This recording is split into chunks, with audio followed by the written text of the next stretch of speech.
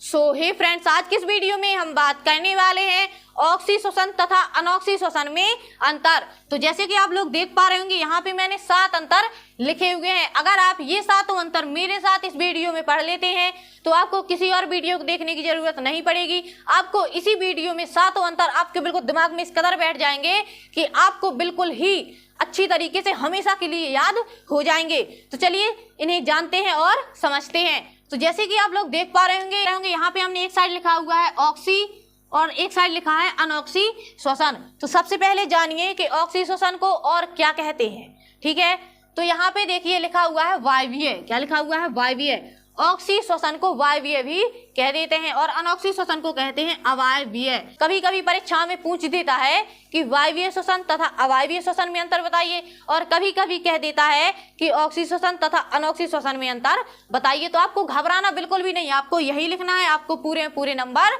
मिलेंगे। तो चलिए इनको पढ़ते हैं और समझते हैं।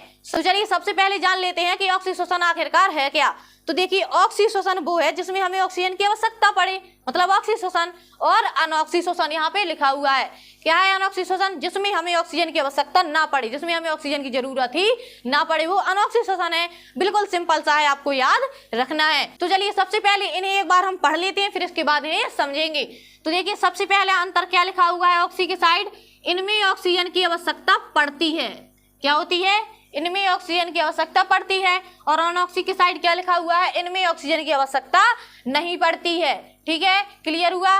फिर क्या है? इनमें भोज्य पदार्थों का पूर्ण रूप से ऑक्सीकरण होता है। क्या होता है? इनमें भोज्य पदार्थों का पूर्ण रूप से ऑक्सीकरण होता है।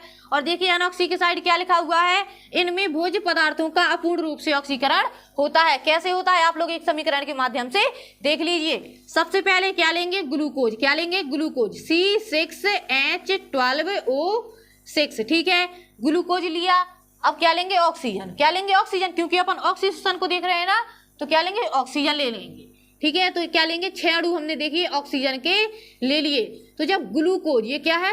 ग्लूकोज। क्या है? ग्लूकोज। ठीक है, ग्लूकोज हो गया। और ये क्या है अपना? ऑक्सीजन। क्या है? ऑक्सीजन। ठीक है, तो जब हमने ग्लूकोज और ऑक्सीजन की क्रिया कराई, क्या कराई? उनकी क्रिया कराई, तो देखिए हमें क्या प्राप्त हुआ? हमें 6 अणु प्राप्त हुए। क्या कि कार्बन डाइऑक्साइड के कितने अणु? 6 अणु हमें कार्बन डाइऑक्साइड के मिल गए। और साथ ही साथ हमें 6 अणु मिल गए जल के। कितने अणु मिल गए? जल के 6 अणु जल के मिल गए। और साथ ही साथ हमें कुछ ऊर्जा भी प्राप्त होगी। कितनी ऊर्जा प्राप्त होगी? 673 कैलोरी। ठीक है, ऊर्जा प्राप्त होगी। इसी को कह देते हैं हम 38 ATP। ठीक है, क्या कह देते हैं? 38 ATP ऊर्जा। तो यही तो उसने लिखा हुआ है कि इनमें भोज्य पदार्थों का पूर्ण रूप से ऑक्सीकरण होता है। देखिए यहाँ पे पूर्ण रूप से ऑक्सीकरण हो गया ना भोज्य पदार्थों का। ठीक है, अब बात कर लेते हैं अनॉक्सी श्वसन की। देखिए क्या लिखा हुआ है, इसमें भोज्य पदार्थों का अपूर्ण रूप से ऑक्सीकरण होता है। कैसा होता है? अपूर्ण रूप से ऑक्सीकरण होता है। तो चलिए इसको भी एक समीकरण के माध्यम से समझते हैं। तो हम क्या ले लेंगे? ग्लूकोज ही लेंगे। क्या लेंगे? Glucose, C6H12O6। ठीक है, ग्लूकोज ले लिया हमने। और ये क्या है? अनॉक्सी श्वसन है, तो हम इसकी क्रिया ऑक्सीजन की अनुपस्थिति में कराएंगे। किसमें कराएंगे? ऑक्सीजन की अनुपस्थिति में कराएंगे। देखिए जब हम ग्लूकोज को ऑक्सीजन की अनुपस्थिति में तोड़ेंगे तो क्या बनेगा? सबसे पहले बनेगा, क्या बनेगा? दिमाग लगाइए थोड़ी सा। सबसे पहले देखिए बनेगा एल्कोहल। क्या बनेगा? एल्कोहल के 2 अणु बनेंगे, C2H, क्या है? C2H5OH। ये क्या है? एल्कोहल है। साथ ही साथ बनेगा कार्बन डाइऑक्साइड। क्या बनेगा? Carbon dioxide. और साथ ही साथ मिलेंगे हमें कुछ ऊर्जा के अणु भी। क्या मिलेंगे? कुछ ऊर्जा के अणु भी मिलेंगे। हमें कितनी ऊर्जा मिलेगी? 21 कैलोरी ऊर्जा। ठीक है, 21 कैलोरी ऊर्जा भी हमें मिलेगी। इसी को हम कह देते हैं 2 ATP। क्या कह देते हैं? 2 ATP भी कह देते हैं। तो यही तो लिखा है इसमें कि इसमें भोज्य पदार्थों का अपूर्ण रूप से ऑक्सीकरण होता है, जैसे कि आप यहाँ पे देख पा रहे होंगे। ठीक है, फिर अगला पॉइंट क्या है अपना? इसका अंतिम उत्पाद CO2 तथा H2O। क्या है? CO2 मतलब कार्बन डाइऑक्साइड, H2O मतलब जल। ठीक है, तो देखिए इसका अंतिम उत्पाद यहाँ पे क्या है?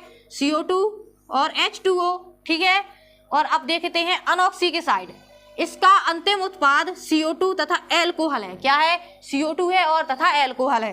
तो यहाँ पे जैसे कि आप देख पा रहे होंगे, ये क्या है? एल्कोहल है और ये है CO2। एल्कोहल को ही शराब कहते हैं। अब देखिए यहाँ पे चौथा पॉइंट क्या है अपना, चौथा पॉइंट है इसके फलस्वरूप अधिक मात्रा में ऊर्जा पैदा होती है। ऑक्सीजन श्वसन में अधिक मात्रा में ऊर्जा पैदा होती है। तो यहाँ पे आप देख सकते हैं 673 कैलोरी ऊर्जा कितनी प्राप्त हुई अपन को, 673 कैलोरी ऊर्जा हमें प्राप्त हो गई। अब आप देख सकते हैं अनॉक्सी श्वसन के साइड लिखा हुआ है इसके फलस्वरूप कम मात्रा में ऊर्जा पैदा होती है। कितनी होती है, कम मात्रा में, हमें बहुत ही कम ऊर्जा मिलती है। तो जैसे कि आप देख पा रहे होंगे हमें कितनी मिली ऊर्जा, 21 कैलोरी। कितनी मिली, 21 कैलोरी हमें ऊर्जा प्राप्त हुई, मतलब बहुत ही कम ऊर्जा प्राप्त हुई, जैसे कि यहाँ पे लिखा हुआ है। अब पढ़ते हैं पांचवा पॉइंट, किसके साइड, ऑक्सी के साइड पहले पढ़ते हैं, ऑक्सी श्वसन के साइड। क्या लिखा हुआ है, यह क्रिया कोशिका द्रव्य, क्या है, यह क्रिया कोशिका द्रव्य तथा माइटोकॉन्ड्रिया में पूर्ण होती है। किसमें पूर्ण होती है, कोशिका द्रव्य में पूर्ण होती है और माइटोकॉन्ड्रिया में पूर्ण होती है। अब पढ़ लेते हैं अनॉक्सी श्वसन के साइड आखिरकार क्या है। तो देखिए अनॉक्सी श्वसन के साइड लिखा हुआ है यह क्रिया केवल कोशिका द्रव्य में संपन्न होती है। किसमें संपन्न होती है, कोशिका द्रव्य में, ओनली कोशिका द्रव्य में यह क्रिया संपन्न होती है। ठीक है, क्लियर हुआ इतना। अब पढ़ लेते हैं अपन छठवां पॉइंट। क्या लिखा हुआ है छठवां पॉइंट, अधिकांश जीवों में यह क्रिया होती है, अधिकांश जीवों में यह क्रिया होती है। ठीक है, अब पढ़ते हैं अनॉक्सी के साइड। अनॉक्सी के साइड क्या लिखा हुआ है, यह क्रिया बहुत कम जीवों में होती है। किन जीवों में होती है, बहुत ही कम जीवों में होती है। ठीक है, अब पढ़ लेते हैं अपन सातवां पॉइंट। कौन सा पॉइंट, सातवां। ठीक है, तो देखिए क्या लिखा हुआ है, 38 एटीपी अणुओं का लाभ होता है। देखिए यहाँ पे देखिए 673 को ही क्या कहते हैं, 38 एटीपी। ठीक है, चाहे आप 673 लिख देना चाहे 38 एटीपी लिख देना, सेम है। ठीक है, कितने अणुओं का लाभ होता है, 38 एटीपी अणुओं का लाभ होता है। और यहाँ पे देखिए अनॉक्सी की साइड क्या है, इसमें 2 एटीपी अणुओं का लाभ होता है। कितने अणुओं का लाभ होता है, ओनली 2 एटीपी अणुओं का लाभ होता है। ठीक है, तो यहाँ पे देखिए क्या है, 2 एटीपी अणुओं का लाभ हमें हो गया। तो यही थे अपने ऑक्सी और अनॉक्सी श्वसन में अंतर। तो मुझे उम्मीद है कि आप लोगों को ये अंतर अभी तक याद हो गए होंगे। अगर आपको वीडियो पसंद आई हो तो लाइक कर देना, चैनल को सब्सक्राइब कर लेना। मिलते हैं हम नेक्स्ट वीडियो में, तब तक के लिए बाय।